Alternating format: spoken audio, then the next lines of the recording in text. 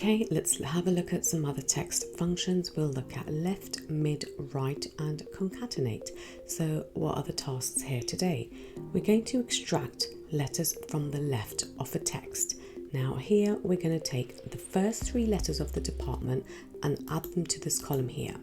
How are we going to do this? We're going to use the formula called equals left. And the formula goes like this. So we type in left, open the bracket, click onto the text, and here we need to add the number of letters that we want to extract from the front. So if you can see, the first three letters over here are in red, and this is what we're going to extract. So we can put 3 here, we can put 2, you can put whatever number you want to extract. Just close the bracket, and there you go. You have the first 3 letters of the text. We'll double click it all the way down here, and the first 3 letters of all the text in the department is now in this column. Now we're going to look at a function called middle. For the middle function, it works slightly differently. What we need to tell Excel is, okay, we go to the middle, we go into the cell, and which number do we want to start at, or which letter do we want to start at? So we want to start at the letter 4, the 4th letter across, which would be the T in this case, and then we want to go across. Okay, we're going to have a look at the mid function, and in the mid function we extract letters in the middle of a text. In this example, what we're going to do is we're going to extract the middle letters, the letters 4, 5, 6 and 7. So if we look across here in electronics, the highlighted letters in green are C, T, R and O, which is number 4, number 5, number 6, number 7. This is what we're going to do. So the syntax would be equals mid, open the bracket. Now we highlight the text. We need to tell Excel after which letter in the text do we want it to start looking. So in this example, we're going to start looking at the 4th letter. And where do we want it to stop? We want it to stop after 4 letters. So that's letter 4, 5, 6 and 7, and that makes 4. So where to start and how many to go across to. And we close the bracket. So if we see, we have CTRO in this example. Double click and we'll bring that down. Now if you can see, obviously when you have not enough letters, it doesn't return anything. So in the example of TV, there isn't anything in the middle, so it won't return that.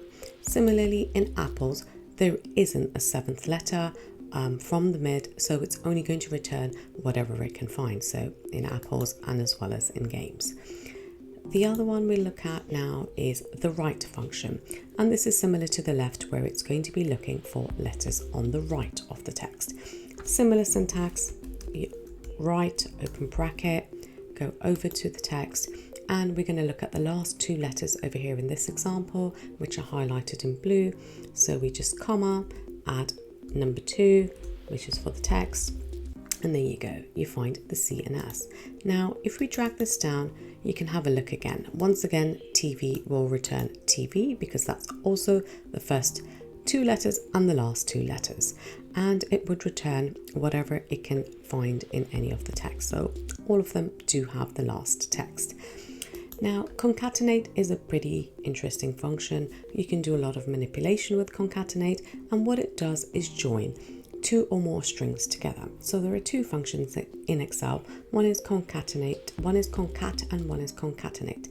Concat is used for single words and concatenate is used for longer strings. So in this example, we're just going to use concat, and that means join 2 things together. What we're going to do is add the number in the department here to the beginning of the department. So what we do is click onto 1, comma, and then we click onto the department. Now, if you have a look here, we'll just drag it down for effect. So if you see, the number is right next to the letter here.